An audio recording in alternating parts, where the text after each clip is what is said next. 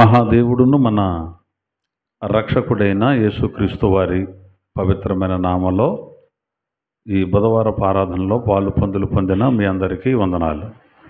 అందరికీ వందనాలండి. అందరికీ వందనాలు. ప్రియులరా, ఈ రాత్రి బైబిల్ గ్రంథంలో నుంచి ఒక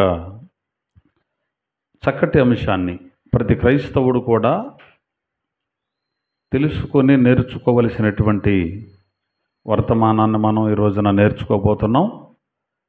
చెబుతున్న మాటలు వినడానికి ప్రయత్నం చేద్దాం. దేవునికి మహిమ కలుగునగాక.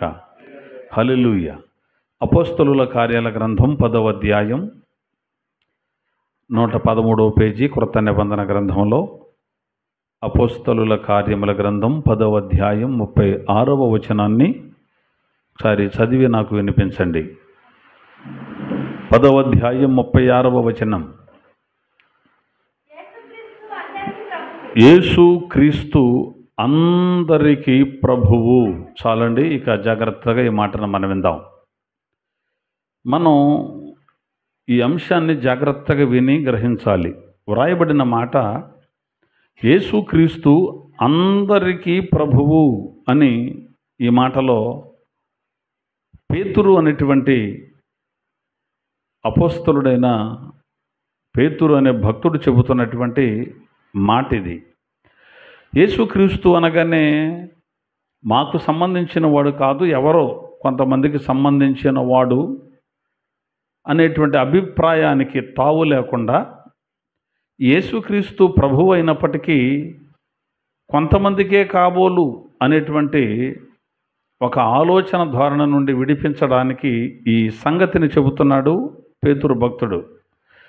ఈయన ఎంతమందికి ప్రభువు? అందరికీ అంటున్నాడు అక్కడ. ఈ సందర్భాన్ని నేను చెప్పి ముందుకెళ్తాను, చూద్దాం. కొర్నేలి అనేటువంటి ఒక భక్తుడు ఉన్నాడు. ఆయన ఇటలీ అనేటువంటి ప్రాంతవాసి. ఆయన శతాధిపతి.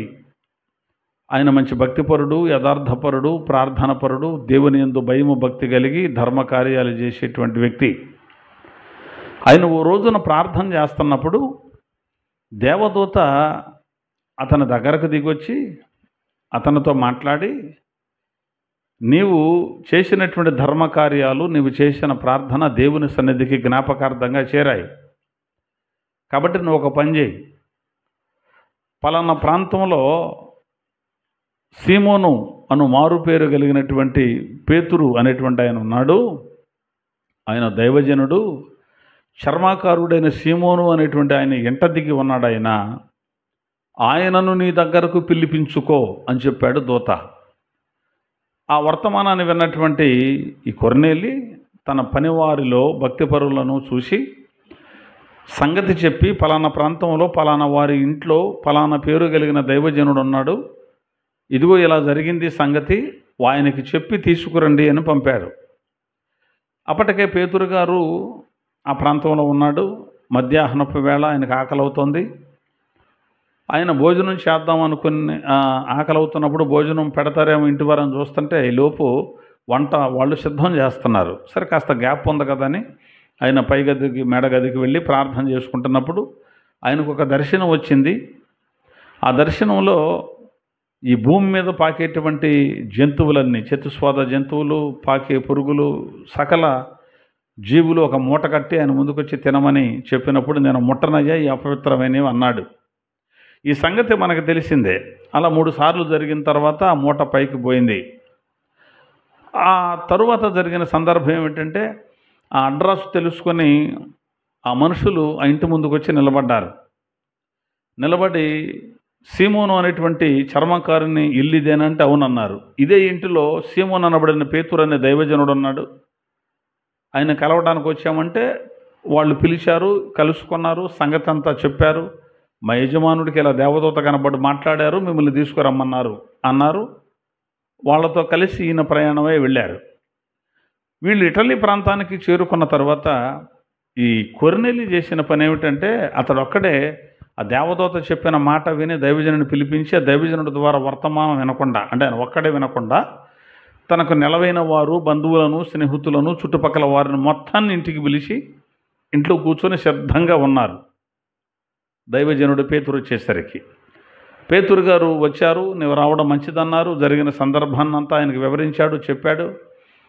ఆ తర్వాత పేతురు గారికి కూడా కనువిప్పు కలిగింది.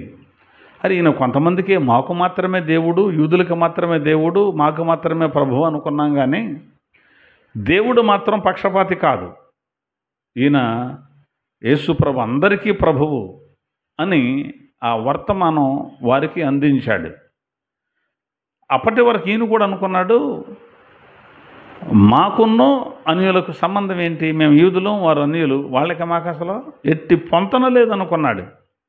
కానీ దేవుడు యూదులకు మాత్రమే దేవుడా, అన్యజనులకు దేవుడు కాడా, అన్యజనులకును దేవుడే అని బైబిల్ చెప్పింది. అప్పుడు జ్ఞానోదయమైనటువంటి పేతురు గారు అక్కడ వాక్యం ప్రకటిస్తూ యేసుక్రీస్తు ప్రభుల వారు ఒకళ్ళకి కాదు, ఇద్దరికి కాదు, అందరికీ ప్రభువు అని ఆ సమాచారాన్ని అందించాడు.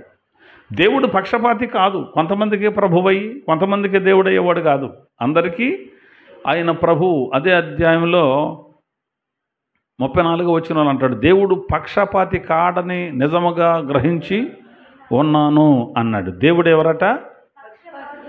దేవుడు పక్షపాతి కాదని నిజంగా గ్రహించాను అన్నాడు. అలాగే రోమపత్రిక 2వ అధ్యాయం 11వ వచనాన్ని మనం గమనిస్తే, రోమపత్రిక 2వ అధ్యాయం 11వ వచనం మనం గమనిస్తే అక్కడ కూడా దేవుడు పక్షపాతి కాదు అని ఉంది. తర్వాత ఎఫెసీ పత్రిక 6వ అధ్యాయం 9వ వచనంలో కూడా దేవుడు పక్షపాతి కాదు. కాబట్టి యేసుక్రీస్తు ప్రభుల వారు ఎంతమందికి ప్రభువు అంటే అందరికీ ప్రభువు అని లేఖనం చెప్పింది. అయితే అందరికీ ప్రభువు అనే మాట ఈ రోజున మనం తెలుసుకోబోతున్నాం. ఈ మాటలు విన్న తర్వాత యేసుక్రీస్తు ప్రభుల వారంటే ఈయన అందరికీ ప్రభువు అంటే ఇదా అని అర్థమయ్యేటట్టుగా పరిశుద్ధాత్మ దేవుడు ఈ రాత్రి మనతో మాట్లాడుతున్నాడు. జాగ్రత్తగా విందాం.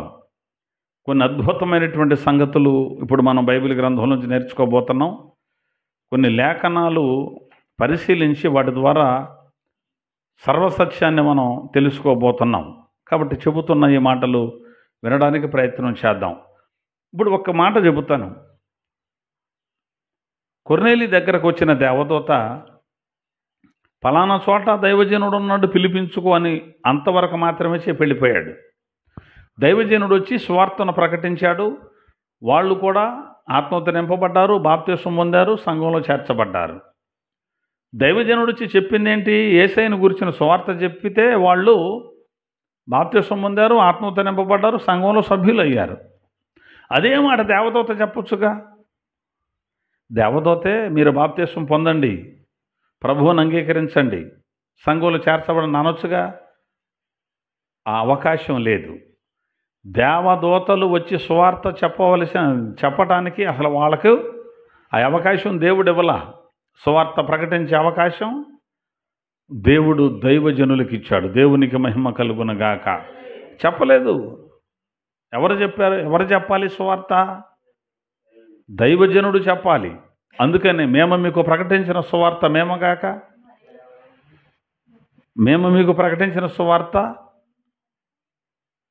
చూద్దాం ఒకసారి. అది గలతీ పత్రిక 1:8. వీళ్ళు ఏ సువార్త అయితే ప్రకటించారో ఆ సువార్తకు మరి ఒక సువార్తను మేము మీకు ప్రకటించిన సువార్త గాక. ఏ సువార్త అది? మరి యొక్క సువార్తను మేమైనను అంటాడు. ఒకసారి ఆగుదాం. ఒకసారి ప్రకటింపబడిన సువార్తను తర్వాత మళ్ళీ వాళ్ళే వచ్చి అది కాదు తుచ్ ఇది అన్నా కానీ కుదరదు. ఇక మేమైనను పరలోకము నుండి వచ్చిన ఒక దూత అయినను ప్రకటించిన వాడు శాపగ్రస్తుడైపోతాడు. కాబట్టి సువార్త అనేటువంటిది ప్రకటించేది దైవజనులే. అయితే ఆ దైవజనులు ప్రకటించిన సువార్త ఒకసారి ప్రకటింపబడింది, మనకు లేఖనాలలో వచ్చేసింది.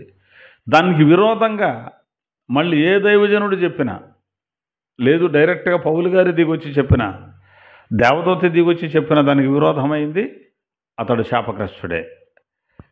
కాబట్టి దేవదూతలైతే చెప్పరు, మనుషులే చెప్పాలి సువార్త. అయితే ఆ మనుషులలో వాళ్ళు చెబుతున్న సువార్త వాక్యానుసారమైన సువార్త అయి ఉండాలి. లేకపోతే వాళ్ళు శాపగ్రస్తులైపోతారు. అంటే ఎవరు చూపించినా మరి లేఖనాలే చూపిస్తున్నారు కదండి అంటారు. అందరు కరెక్టే, అందరూ లేఖనాలే చూపిస్తారు.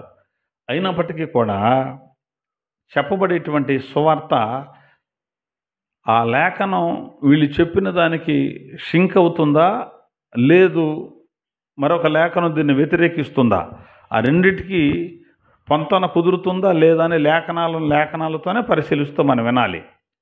అయితే ఇక్కడ అన్యజనులు అనబడిన కొర్నేలి అనేటువంటి అతడి కుటుంబం, అతడి సంబంధులు, బంధువులు, స్నేహితులు అందరి దగ్గరకే పేతురు భక్తుడు వెళ్ళి సువార్తను ప్రకటించాడు. అంటే ఈయన ఎంతమందికి ప్రభువు యేసయ్య అంటే అందరికీ, యూదులకే కాదు, అన్యులకు కూడా ఈయన ప్రభువు అని మనకు అర్థమవుతుంది. కాబట్టి ఇప్పుడు యూదుడని లేదు, ఇక గ్రీసు దేశస్థుడని లేదు, లేకపోతే తెలుగు మాట్లాడేవాడని కాదు, హిందీ మాట్లాడేవాడని కాదు, ఇంగ్లీష్ మాట్లాడేవని వాడు కాదు. ఏ భాష మాట్లాడేవాడికైనా, ఏ దేశంలో ఉన్నవాడికైనా, ఏ ప్రాంతంలో ఉన్నవాడికైనా, అతడు నల్లవాడైనా తెల్లవాడైనా, అతడు ఎవడైనప్పటికీ కూడా ఈయన అందరికీ ప్రభువు అని బైబిల్ చెప్పింది. కాబట్టి యూదులు అన్యులనే భేదమేక సువార్తలోనికి వచ్చిన తర్వాత, సంఘంలోనికి వచ్చిన తర్వాత లేదు. సంఘంలో చేర్చబడిన తర్వాత మేము ఎక్కువ కులం, మీరు తక్కువ కులం లేదు, అందరూ సహోదరులే. సంఘంలో చేర్చబడిన తర్వాత నేను ధనవంతుడు, నువ్వు దరిద్రుడు, నువ్వు నా ముందు కూర్చుంటావా కుర్చీలో, లేదు. సంఘంలో చేర్చబడిన తర్వాత మేమేంటి, మా కేటగిరీ ఏమిటి, మేమేంటి, మా స్థాయి ఏమిటి, మొత్తం తీసి పక్కన పెట్టాలి. జాతిని బట్టి కానీ, దేశాన్ని బట్టి కానీ, రంగును బట్టి కానీ, దేనిని బట్టి కూడా ఒకటి ఎక్కువ కాదు, ఒకటి తక్కువ కాదు, అందరూ ఒకటే. కాబట్టి ఈయనందరికీ ప్రభువు అయినప్పుడు ఆయనకు మనమందరం దాసులం అవుతాం. కాబట్టి యూదులు అన్యులు ఒకటే అని బైబిల్ చెప్పింది, కానీ ఇంకా ఒకటైపోయారా? మరి ఇంకా అవలా. యూదులు అన్యులు ఇంకా ఒకటవలా. వాళ్ళు ఇవాళ కూడా అన్యులను యూదులు అనేవాళ్ళు అంగీకరించరు. ఎందుకంటే ఆయన మాకే దేవుడు, మీకు కాదు, ఆయన మాకే ప్రభువు, మీకు కాదు అంటుంటారు. ఎవరిని? యెహోవా అనే దేవుణ్ణి. యేసు అయినా ఇంకా వాళ్ళు అంగీకరించలేదు. ఈనాటికి కూడా ఇశ్రాయేలీలు, యూదులు అనబడిన వారు యేసయ్యని చాలామంది అంగీకరించలా. అంటే అందరూ అంగీకరించలేదని కాదు, కొంతమంది ఇంకా అంగీకరించలా. వాళ్ళు అంగీకరించకపోవడానికి కారణం ఏంటి? మరి ఎప్పుడు అంగీకరిస్తారు? మరి వాళ్ళు ఇంకా యేసుని అంగీకరించలేదు కదా. యేసు ప్రభు అందరికీ అంటే ఎలా ఒప్పుకుంటారు? యేసు అందరికీ ప్రభు అంటే ఎలా నమ్ముతారు? అన్యులు యూదులు ఒకటే అంటే వాళ్ళు ఎలా నమ్ముతారు? వాళ్ళు అంగీకరించకపోవడానికి అసలు రీజన్ ఏమిటి? ఏ కారణాన్ని బట్టి అంగీకరించలేదు? వాళ్ళకి లేఖనాలు తెలియదా? వాళ్ళు గ్రంథాలు చదవలేదా? ఇంకెందుకంత గుడ్డితనంగా ఉన్నారు? కారణం ఏమిటి? చూపించి ముందుకెళ్ళిపోతాను, చూద్దాం ఒకసారి. రోమపత్రిక 11వ అధ్యాయం 25వ వచనం. రోమపత్రిక 11వ అధ్యాయం 25వ వచనం. సహోదరులారా, మీ దృష్టికి మీరే బుద్ధిమంతులమని అనుకొనకుండునట్లు ఈ మర్మము మీకు తెలుపగోరుచున్నాను.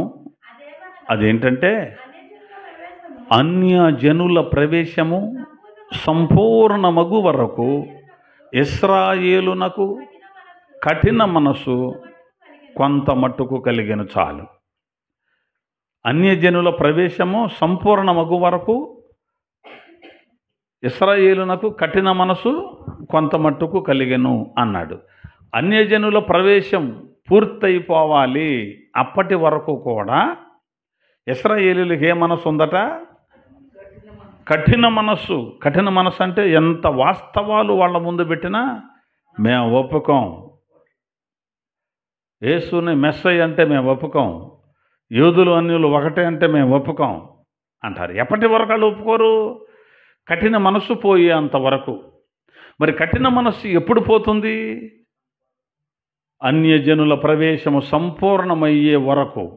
అన్యజనుల ప్రవేశం సంపూర్ణం అవటం అంటే ఏమిటి చూద్దాం బైబిల్ గ్రంథంలో. బైబిల్ గ్రంథంలో ఎఫెసీ పత్రిక 2వ అధ్యాయం 11వ వచనం నుంచి చూడు. కాబట్టి మునుపు శరీర విషయములో అన్యజనులై ఉండి చేతితో చేయబడిన సున్నతి గలవారు, సున్నతి లేదు అనబడిన మీరు ఆ కాలమందు ఇశ్రాయేలుతో పరదేశులను, వాగ్దాన నిబంధనలు లేని పరజనులను, నిరీక్షణ లేనివారును ఉండి క్రీస్తుకు దూరస్తులై ఉంటిరని మీరు జ్ఞాపకము చేసుకొనుడి. అయినను మునుపు దూరస్తులైన మీరు ఇప్పుడు క్రీస్తు యేసునందు క్రీస్తు రక్తము వలన సమీపస్తులై ఉన్నారు. ఆయన మన సమాధానమయుండి మీకును మాకును ఉండిన ద్వేషమును అనగా విధి రూపకమైన ఆజ్ఞలు గల ధర్మశాస్త్రమును తన శరీరమందు కొట్టివేయుట చేత మధ్య గోడను పడగొట్టి మన ఉభయులను ఏకము చేసెను. ఇట్లు సంధి చేయుచు ఈ ఇద్దరిని తన యందు ఒక నూతన పురుషునిగా సృష్టించి తన శిలువ వలన ఆ ద్వేషమును సంహరించి దాని ద్వారా ఎవరినే వీరిద్దరిని ఏక శరీరముగా చేసి దేవునితో సమాధాన పరచవలెనని ఆయన ఎలాగో చేశాను కనుక ఆయనే మనకు సమాధాన కారకుడే ఉన్నాడు. ఇదంతా ఎందుకు చదివించానంటే బాగానే తర్వాత మీరు చదవండి. అన్యులు యూదులు వేరు వేరు అనుకునే సందర్భంలో దేవుడట తన కుమారుడైన యేసు ప్రభు ద్వారా వీరిద్దరిని ఏక శరీరముగా చేశాడు. మునుపు దూరస్తులైన వారిని ఒకటి చేశాడు. పరజనులుగా ఉన్న వారిని ఒకే జనంగా చేశాడు. ఎడమగా ఉన్న ఇద్దరిని కూడా తన శిలువ రక్తము చేత సంధి చేశాడు, దేవునితో సమాధానపరిచాడు. వీరిద్దరిని క్రీస్తునందు ఒక నూతన పురుషునిగా సృష్టించాడు. ఆయనే మనకు సమాధాన కారకుడే ఉన్నాడు అని చెబుతున్నాడు. అన్యులు యూదులు ఒకే శరీరం అయ్యారట, ఒకే శరీరం మందు సాటి అవయవములు అయిపోయారట. అన్యులు యూదులు కూడా ఒక్క నూతన పురుషుడు లాగా సృష్టించబడ్డారు అన్నాడు. ఒకే శరీరంలో ఈ చెయ్యి ఉంది, కాలు ఉంది, అది వేరు ఇది వేరు శరీరమా? ఈ చెయ్యిని నరికేసుకుంటుందా? ఎందుకని ఈ చెయ్యి నాదే, ఈ చెయ్యి నాది, ఈ కాలు నాదే, ఈ కాలు నాదే. అలాగే యూదులు అన్యులు అనే వాళ్ళు కూడా ఒకటే అయిపోయారు. ఎట్లా ఒకటయ్యారు?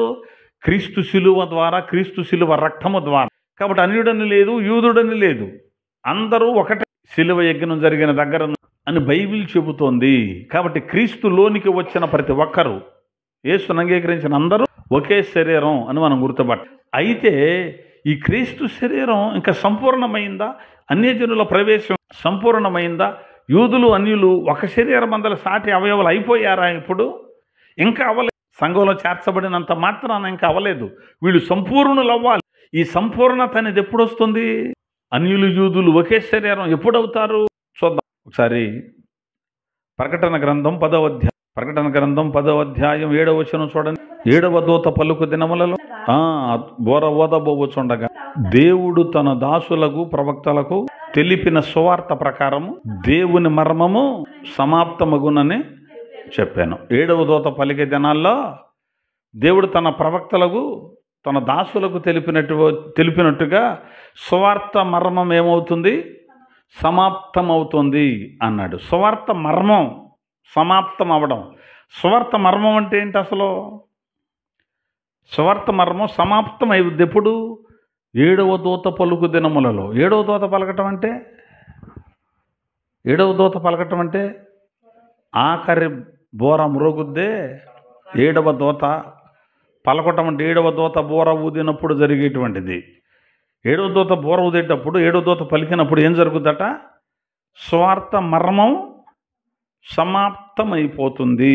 ఏమిటా సువార్త మర్మం? ఎఫెసీ పత్రిక త్వరగా 3వ అధ్యాయం 5-6 వచనాలు. ఈ మాట చెప్పి నేను అసలు అంశంలోకి వెళ్ళాలి. యూదులు అన్యులు ఒకటి అనేటువంటి దానికోసం చెప్పి ముందుకెళ్ళిపోవాలి. ఈ మర్మం ఇప్పుడు ఆత్మ మూలముగా దేవుని పరిశుద్ధులకు అపోస్తులకును ప్రవక్తలకును బయలుపరచబడి ఉన్నట్టుగా పూర్వకాలమునందు మనుషులకు తెలియపరచబడలేదా? అంతేనా? మరది మనుషులకు తెలియపరచబడలేదు. ఈ మర్మము ఏదనగా అన్యజనులు సువార్త వలన క్రీస్తు యేసునందు యూదులతో పాటు సమాన వారసులను, ఒక శరీరమందలి సాటి అవయవములై వాగ్దానములో పాలివారునై ఉన్నారు అనున్నదియే. కాబట్టి సువార్త మర్మం ఏమన్నారు ఇక్కడ?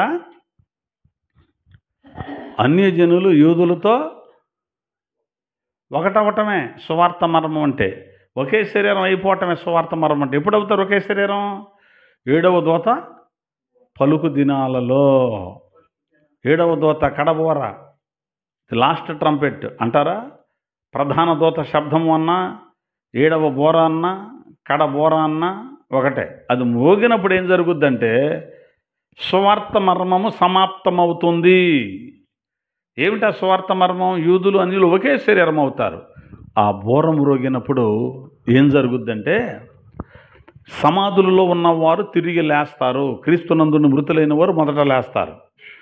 అప్పుడు బ్రతుకుండి ఉన్నవాళ్ళు ఉంటారే, ఆ మీదట సజీవులమై నిలుచుండే మనం చచ్చిపోము. బ్రతుకుండు ప్రభు వచ్చారనుకోండి, ఆయన వచ్చిన టైంకి సమాధుల్లో వాళ్ళేమో లేస్తారు. బ్రతుకున్న వాళ్ళు ఏంటంటే మార్పు చెంది వాళ్ళతో కలిసి ఏకంగా వెళ్ళిపోతారు. అప్పుడు చనిపోయిన వాళ్ళు, ఈ బ్రతికిన వాళ్ళు అందరూ కలిసి ఏకంగా, వాడు యూదుడు అవ్వచ్చు, అన్యుడు అవ్వచ్చు, మరి ఎవడైనా కావచ్చు, క్రీస్తునందు చనిపోయిన వాళ్ళంతా ఏక శరీరం అవుతారు. అన్యుల యొక్క ప్రవేశం సంపూర్ణం అంటే అదే. అన్యుల యొక్క ప్రవేశం సంపూర్ణం అవడం అంటే అదే. అన్యులు యూదులు ఒకటవటం అంటే అదే. ఆ సంపూర్ణత ఎప్పుడైతే జరుగుద్దో అప్పటి వరకు కూడా ఇశ్రాయేలునకు కొంత మట్టుకు కఠిన మనసు ఉంటుంది. అంటే సంఘం ఎత్తబడిన తరువాత ఇశ్రాయేలుకి కఠిన మనసు పోతుంది. మరి వాళ్ళు ఏమవుతారయ్యా? వాళ్ళు ఎత్తబడతారా? అప్పుడు మిగిలిపోయిన ఇశ్రాయేలు ఎత్తబడరు, కానీ పరలోకం చేరతారు. సంఘమేమో మహిమలోకి అంటే మధ్యాకాశానికి చేరుతుంది. ఇక్కడ ఉన్న ఇశ్రాయేలీయులకి ఆ కఠిన మనసు పోతుంది.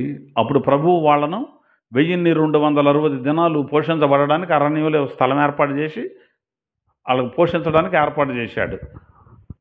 మరలా గొర్రెపిల్ల వివాహం మహోత్సవం పూర్తి చేసుకునే సంఘం డైరెక్ట్గా క్రీస్తుతో పాటు భూమి మీదకి వచ్చినప్పుడు అప్పుడు ఈ ఇశ్రాయేలీయులకు అవకాశం ఉంటుంది.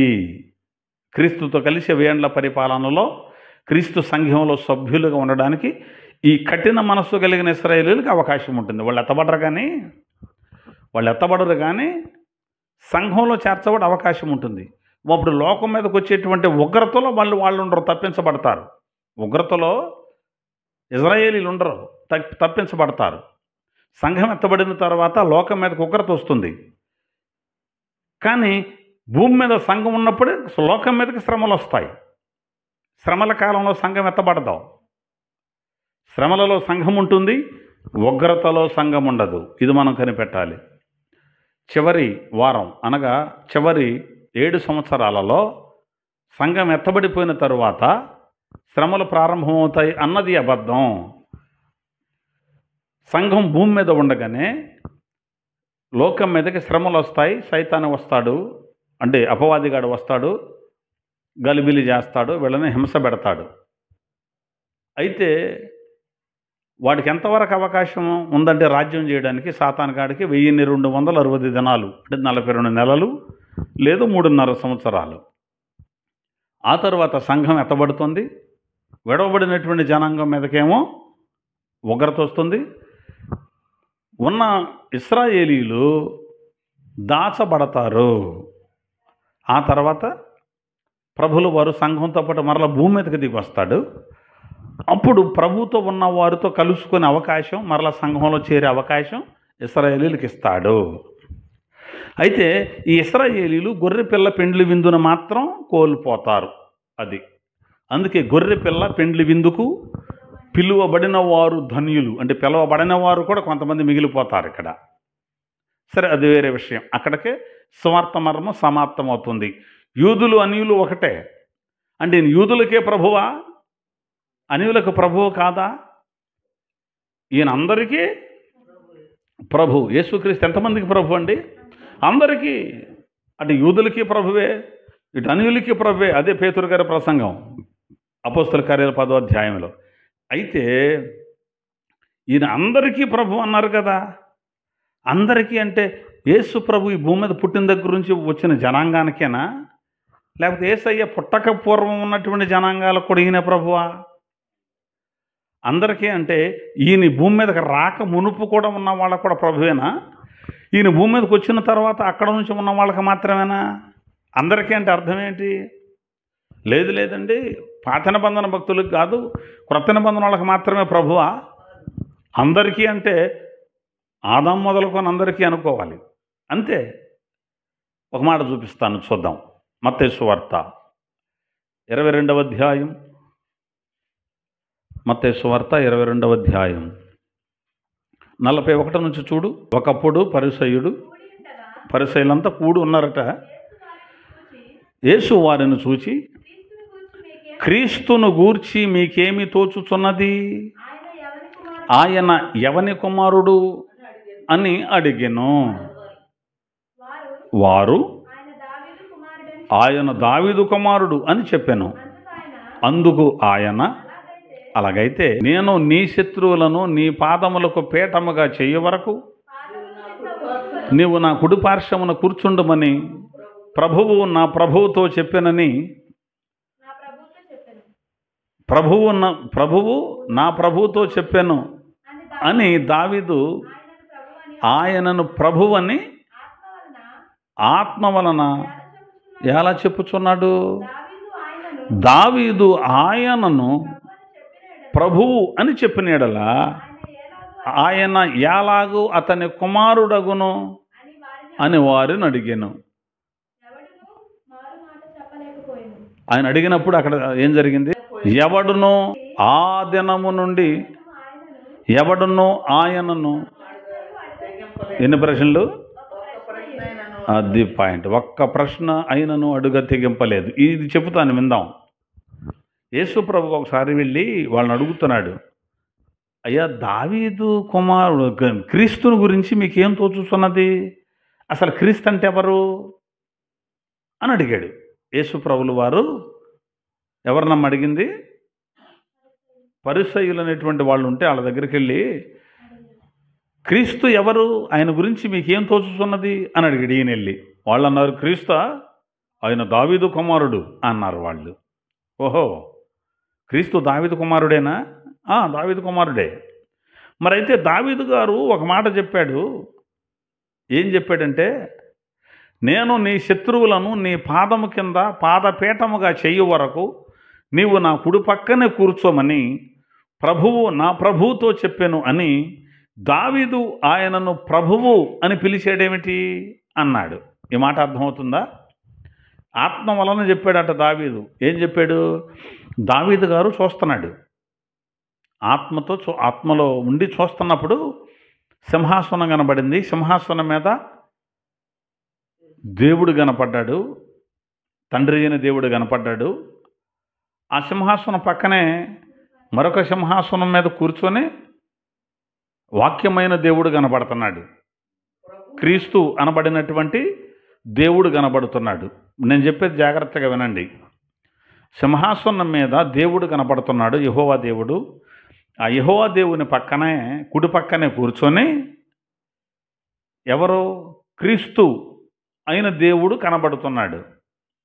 అనగా వాక్యమైన దేవుడు కనబడుతున్నాడు. తండ్రి కుమారుడు పక్క పక్కనే కూర్చొని ఉన్నారు.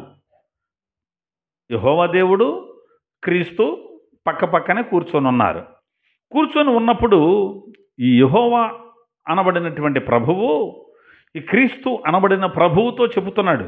ఏమని అంటే, నేను నీ శత్రువుల్ని నీ పాదం కింద పీటలాగా చేస్తాను, అప్పటి వరకు నువ్వు నా కుడి పక్కనే కూర్చో అని చెబుతున్నాడు ఈయన. ఎవరు చెబుతున్నారు?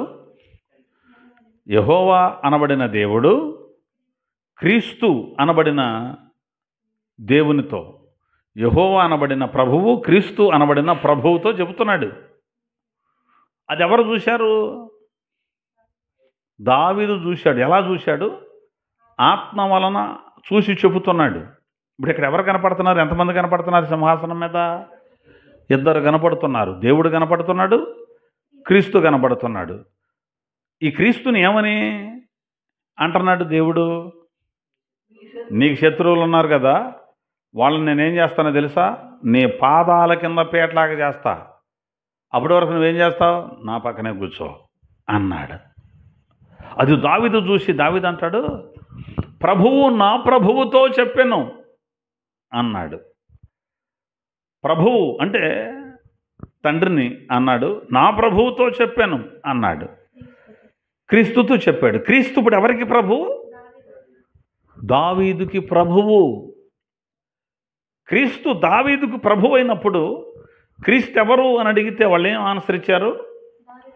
దావీదు కుమారుడు అన్నారు. ఇప్పుడు ఇంతకు క్రీస్తు దావీదుకు కుమారుడా?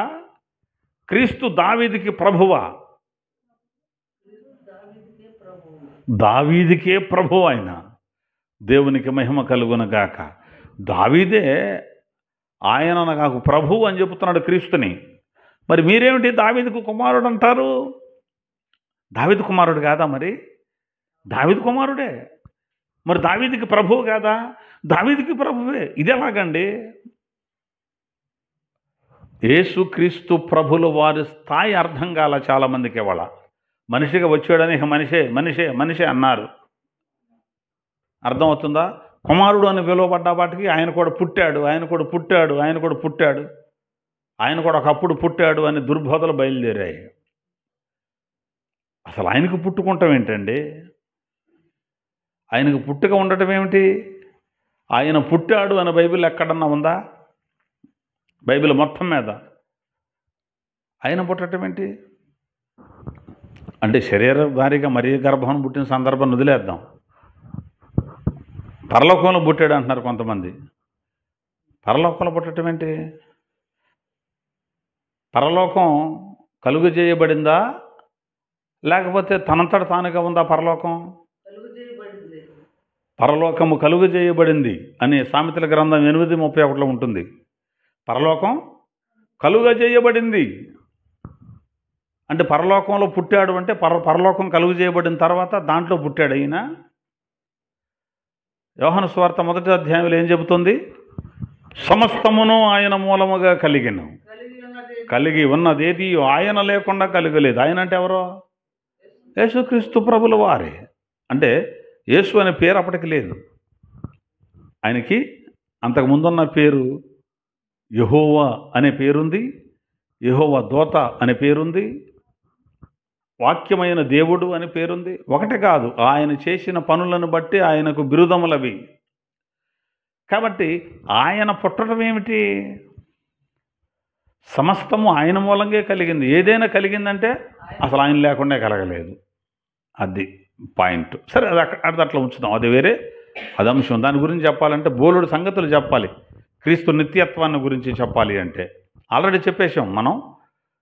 దైవత్రిత్వం, దేవుని బహుళత్వం అనేటువంటి సంగతులు ఆల్రెడీ యూట్యూబ్లో ఉన్నాయి. అవి చూస్తే యేసుప్రభు ఎవరో అర్థం అవుద్ది. అది వదిలేద్దాం.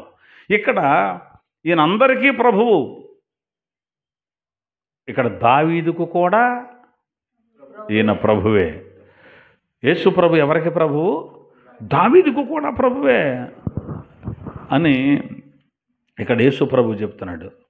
ఈ సందర్భాలు ఎక్కడెక్కడ ఉంటాయి అంటే రెఫరెన్స్లు రాసుకోండి. అపోస్తల కార్యాలు 2వ అధ్యాయం 34వ వచనంలో ఉంటాయి. హెబ్రీ పత్రిక 1వ అధ్యాయం 13వ వచనంలో ఉంటాయి. ఈ సంగతి కీర్తనకారుడు చూసి రాసుకున్న కీర్తన 110వ కీర్తన 1వ చరణంలో ఈ సందర్భాలు ఉంటాయి. అర్థమవుతుందా? దావీదు రాసిన కీర్తన గురించి యేసయ్య మాట్లాడుతున్నాడు. అది ఎక్కడ ఉంది? 110వ కీర్తన 1వ చరణంలో ఉంటుంది. కాబట్టి యేసుక్రీస్తు ప్రభులు వారు అందరికీ ప్రభువు. అంటే దావీదుకు కూడా ప్రభువే. దావీదు చూశాడండి. దావీదు చూస్తుంటే యెహోవా దేవుడు సింహాసనం మీద కనపడ్డాడు. ఆయన కుడి పక్కన కుమారుడు అనబడిన యెహోవా కూర్చొని ఉన్నాడు. కుమారుడు అనబడిన క్రీస్తు అనబడిన యెహోవాతో తండ్రి అయిన యెహోవా చెబుతున్న మాట అది. నీకు శత్రువులు ఉన్నారు కదా, వాళ్ళని నీ పాదం కింద పీటలాగా చేస్తాను, అప్పుడు దాకా నా కుడి పక్కన కూర్చో అని అనడం దావీదు చూసి ప్రభువు నా ప్రభువుతో చెబుతున్నాడు అన్నాడు. క్రీస్తుని నా ప్రభువు అన్నాడు అన్నమాట. కాబట్టి తండ్రి అయిన యెహోవా క్రీస్తు అనబడిన యెహోవాతో చెబుతున్న మాటలు. అదేంటండి, తండ్రి అయిన యెహోవా అంటున్నారు, మళ్ళీ క్రీస్తు అనబడిన యెహోవా అంటున్నారు. అసలు యెహోవా అనేవాడు ఒక్కడా? యెహోవా అనేటువంటి ఆయన ఒక్కడ ఇంకా ఉన్నారా? మరి అది తెలుసుకుంటే దేవుడు ఎవరో తెలుస్తారు. యెహోవా అనే పేరు ఒక్కళ్ళకే లేదు బైబిల్లో. కళ్ళు పెట్టుకుని చూస్తే అర్థమవుద్ది. అది వేరే సంగతి, దాన్ని అలా ఉంచుదాం. ఇంకొక మాట చూపిస్తాను. ఇంకొక మాట మాత్రమే చూపించేసి నేను ముగించేస్తాను. ఎందుకంటే ఈ అంశం ఎక్కువ అవుతుంది. ఇలా ఎక్కువగా ఉండడం వల్ల వినేవాళ్ళు కూడా ఇంట్లో ఏదో ఒక 2 నిమిషాలు 3 నిమిషాలు ఉంటే అలా చూస్తున్నారు తప్ప ఒక అరగంట ప్రసంగం, గంట ప్రసంగం యూట్యూబ్లో ఉంటే ఎవరు చూస్తున్నారు? చోట్ల. కాబట్టి ఇంకొక మాట చెప్పి ముగించేస్తా. చాలా అద్భుతమైన విషయాలు ఉన్నాయి కానీ ఇంకొకటి చూపించి ముగించేస్తాను. హెబ్రీ పత్రిక 1వ అధ్యాయం 8 నుంచి చూడండి. తన దోతలను వాయువులుగాను తన సేవకులను అగ్ని జ్వాలలుగాను చేసుకున్నవాడు అని తన దోతలను గురించి చెబుతున్నాడు. తన కుమారుని గూర్చి అయితే తండ్రి చెబుతున్నాడండి. తండ్రి చెబుతున్నాడు. ఏం చెప్తున్నాడు? తన దోతలను వాయువులుగాను, అంతేనా, తన సేవకులను అగ్ని జ్వాలలుగాను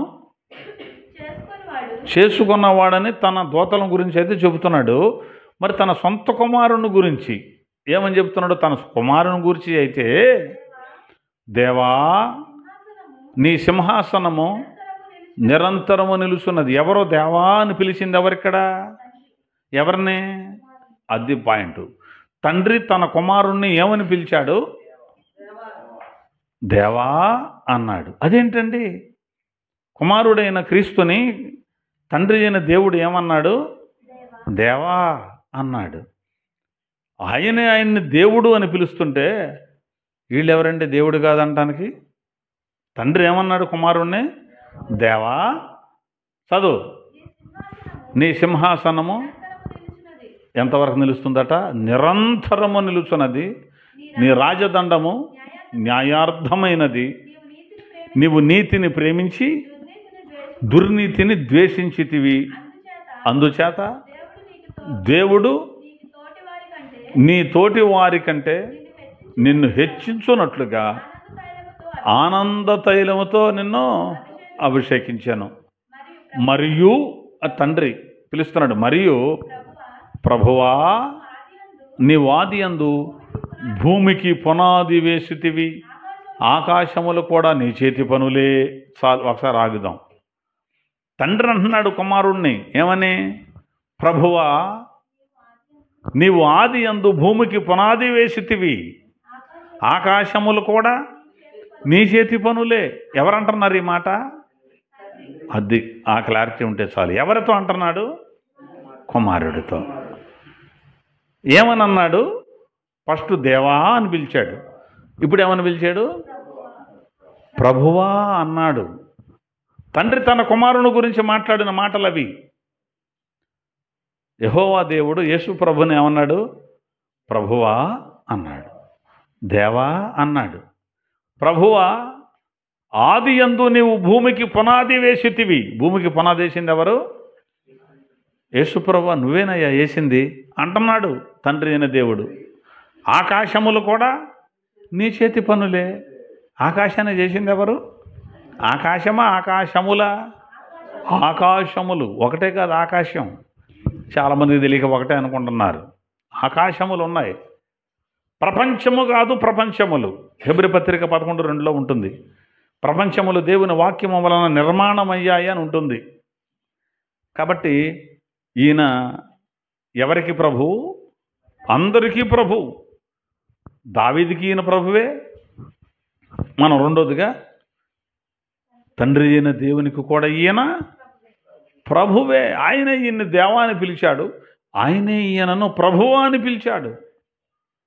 ఆదాము మొదలుకొని ఆఖరి వాడి వరకు ఈయనే ప్రభు. సజీవులకును మృతులకును కూడా ఈయనే ప్రభు. ప్రతి ఒక్కడికి ఈయనే ప్రభు. సజీవులకును మృతులకును ప్రభువై ఉండుటకే కదా క్రీస్తు యేసు చనిపోయి మరలా తిరిగి బ్రతికెను అంటుంది లేఖనం. ఇంకా ఈ వివరించడానికి సమయం చాలదు కాబట్టి నేను చెబుతున్నాను. కాబట్టి యేసుక్రీస్తు అందరికీ ప్రభు అంటే ఏదో కొంతమందికి వెళ్ళండి, ఆ జాతి వాళ్ళకి వెళ్ళండి, ఈ జాతి వాళ్ళకి వెళ్ళండి అని కాదు. భూమి మీద ఉన్న ప్రతి ఒక్కడికి ప్రభువే యేసయ్య. ఇంకా చెప్పాలి అంటే అది దావీదుకు కూడా ప్రభువే, ఓల్డ్ టెస్టమెంట్ ఆదాముకు కూడా ప్రభువే, దేవదూతలకు కూడా ప్రభువే, తండ్రి అయిన దేవుడు కూడా ఆయన్నే ప్రభువా అని పిలిచాడు. ఈయన ఆయన్ని ప్రభు అంటాడు, ఆయన ఈయన ప్రభు అంటాడు. అర్థమవుతుందా? దేవునితో సమానుడు యేసు ప్రభు. ఆయన దగ్గర నుంచి ఆ మహిమను వదిలిపెట్టి వచ్చాడు కనుక కుమారుడు అన్నారు అంతే. అంతకుముందు లేడని కాదు. ఆ తేజమండలంలో తండ్రి కుమార పరిశుద్ధాత్మను అనబడిన వారు ముగ్గురు ఒకే మహిమ కలిగి, ఒకే స్థాయి కలిగి, ఒకే స్థానంలో ఉన్నారు. అక్కడ నుంచి ఈయన బయటకు వచ్చాడు గనక కుమారుడు అన్నారు. నీవు నా కుమారుడవు, నేడు నేను నిన్ను కని ఉన్నాను అన్నాడు. నీవు నా కుమారుడవు, నేడు నేను నిన్ను కని. నేడు అని ఒక సమయం ఎప్పుడు వచ్చిందంటే ఎప్పుడైతే అక్కడ నుంచి యువతలకు వచ్చాడో కుమారుడు అన్నారంతే. ఒక తల్లి గర్భంలోనే ఒక వ్యక్తి ఉన్నాడండి, బయటకు వచ్చిన తర్వాత కుమారుడు అంటారు. అలాగే ఆ తేజ మండలంలో నుంచి బయటకు వచ్చాడు, అందుకు కుమారుడు అని పిలువబడ్డాడు తప్ప అంతకుముందు లేడు. ఆయన ఈయన సృష్టించాడని ఎక్కడా లేదు. ఆది యందు వాక్యం ఉండెను, వాక్యము దేవుని వద్ద ఉండెను, వాక్యము దేవుడై ఉండెను. కలిగెను కాదు, ఉండెను. ఆ ఉన్నటువంటి ఆ వాక్యమే సమస్తాన్ని కలుగజేసింది కనుక కలిగి ఉన్నదేది ఆయన లేకుండా కలుగలేదు. సమస్తమును ఆయన మూలముగా కలిగిన ఆయన తండ్రితో సమానుడు. తండ్రి అని ఎందుకు అనాల్సి వచ్చింది ఆయన్ని? కుమారుడు అని ఈయన ఎందుకు అనాల్సి వచ్చింది అంటే అక్కడ నుంచి ఒక మెట్టు దిగాడు గనక కుమారుడు అన్నారంటే, అంతకు మించి ఏం కాదు. ఈయన దేవునితో సమానముగా ఉండుట విడిచిపెట్టకూడని భాగ్యం అని ఎంచుకోలేదు ఈయన. ఈక్వల్ అయితే ఇందులే అది వదులుకొని తగ్గించుకుందాం అనుకుని ఆ సమానత్వాన్ని వదిలిపెట్టి కుమారుడిగా వచ్చాడు. ఈయన ఆయన్ని ఎంత ప్రేమిస్తాడో ఆయన ఈయనంత ప్రేమిస్తాడు. అర్థమవుతుందా? ఆయన ఎప్పుడైతే తగ్గించుకొని వచ్చాడో అక్కడ నుంచి ఇంకా తగ్గించుకొని మనిషిగా వచ్చాడో, మనిషిగా వచ్చిన తర్వాత ఒక మనిషి దేవుణ్ణి ఎలా గౌరవించాలో, ఒక మనిషిని దేవుడితో ఎలా ఉండాలో అనేటువంటిది నేర్పించడానికి ఆయనే దేవుని ద్వారా కొన్ని మనిషిగా పొందుకున్నాడు. మనం కూడా అలా పొందుకోవచ్చని. ఆయన నన్ను పంపాడు అని చెప్పాడు. అర్థమవుతుందా? ఆయన నన్ను పంపాడు అంటే ఆయన వేరు ఈయన వేరు. ఆయన ఈయనలాగా దిగిరావటం కాదు, తండ్రి కుమారుడిగా దిగిరావటం కాదు. తండ్రి వేరు, కుమారుడు వేరు. ఈయన కుమారుడిగా వచ్చి ఆయన్ని మహిమపరిచాడు. ఈయన కుమారుడిగా వచ్చిన తర్వాత కూడా తను తాను నిత్యునిగా నాకు దేవుడు అనుగ్రహించాడు అన్నాడు. ఇదిగో సమస్తం నాకు అప్పగించాడు అన్నాడు. నాకు భూమి మీదను పరలోకమందను నాకు సర్వాధికారం ఇయ్యబడి ఉన్నది అన్నాడు. ఇయ్యబడింది అంటే అంతకుముందు లేదు కదా, అదే కదా దాని అర్థం. అంతకుముందు లేదు కదా, నాకు ఇవ్వబడింది అన్నాడంటే మనిషిగా వచ్చిన తర్వాత సంపాదించాడు దాన్ని. ఒక మనిషి కూడా ఎలా సంపాదించగలడు అని నిరూపించడానికి అంతే. ఈయన మాత్రం సర్వాధికారి అయిన దేవుడే, అనుమానం లేదు. లేఖనాలు చెబుతున్నాయి. కాబట్టి ఈయన ఎప్పుడైతే తన మహిమను తగ్గించుకొని వచ్చాడో అది అర్థం కాక ఏరియా నిజమని వాళ్ళు ఏం చేశారంటే ఈయన దేవుడే కానీ చిన్న దేవుడు, అర్ధ దేవుడు, సగం దేవుడే, సంపూర్ణ దేవుడు కాదు. ఆ దేవుడు ఈ దేవుడిని, ఆ దేవుడు ఈయన తయారు చేసుకొని ఈయన్ని కని ఈయన్ని సృష్టించి పంపించాడు. ఈయనతో సృష్టి అంతా చేయించుకున్నాడు అంటున్నారు. ఆయన ఈయన్ని తయారు చేసుకున్నాడట. తయారు చేసాడని కానీ, సృష్టించాడు అని కానీ, పుట్టాడు అని కానీ అనడానికి ఆస్కారం లేదు. సరే, ఈ చిన్న విషయం చెబుతాను నేను, ఎందుకంటే ఇక తప్పదు. ఈ చిన్న విషయం మీకు చెబుతాను. సామెతల గ్రంథంలో 8వ అధ్యాయంలో ఉన్న జ్ఞానం మాట్లాడుతుంది కదా, ఆ జ్ఞానం యేసయ్య అని కొరింథీయులకు రాసిన మొదటి పత్రికలో పౌలు భక్తుడు చెబుతాడు. క్రీస్తు దేవుని శక్తియు దేవుని జ్ఞానమును అయి ఉన్నాడు. అవసరమైతే ఈ బిట్టు మాత్రమే మనం సపరేట్గా పెట్టి వదలొచ్చు. సామెతల గ్రంథంలో ఉన్న జ్ఞానమైనటువంటి ఆ జ్ఞానం ఎవరు అంటే, కొరింథీయులకు పత్రికలో మొదటి పత్రిక మొదటి అధ్యాయంలో 23 ఆ వచనాల్లో ఏమంటాడు అంటే, క్రీస్తు దేవుని శక్తియు దేవుని జ్ఞానమునై ఉన్నాడు అన్నాడు. కాబట్టి ఈ జ్ఞానం ఏమని చెప్పుకుందంటే, ఇక్కడ 8వ అధ్యాయంలో నన్ను ఆయన ప్రప్రథమమైన దానిగా చేశాడు, నేను అప్పుడు పుట్టి తిని అని ఉంటుంది. జ్ఞానం ఏమందే, ఫస్ట్ నేనే పుట్టాను, ఆయన నన్ను కలుగు చేశాడు, అప్పుడు నేను పుట్టాను అన్నప్పటికీ అదిగో చూసావా, జ్ఞానాన్ని ఫస్ట్ పుట్టించాడు దేవుడు. అప్పుడు కలిగింది అంటే అంతకుముందు లేదు. పుట్టి తిని అన్నాడంటే అంతకుముందు లేదు జ్ఞానం. కాబట్టి ఆ జ్ఞానం యేసు ప్రభువే అని అన్నారు. వీళ్ళకు ఒక ప్రశ్న, దేవుడు తాను సృష్టిలో ప్రప్రథమంగా జ్ఞానం అనే దాన్ని పుట్టించాడు అంటే క్రీస్తుని, అది యేసు. ఇప్పుడు యేసు అంటే రక్షకుడు, వచ్చిన తర్వాత ఆయన పనిని బట్టి ఆ పేరు.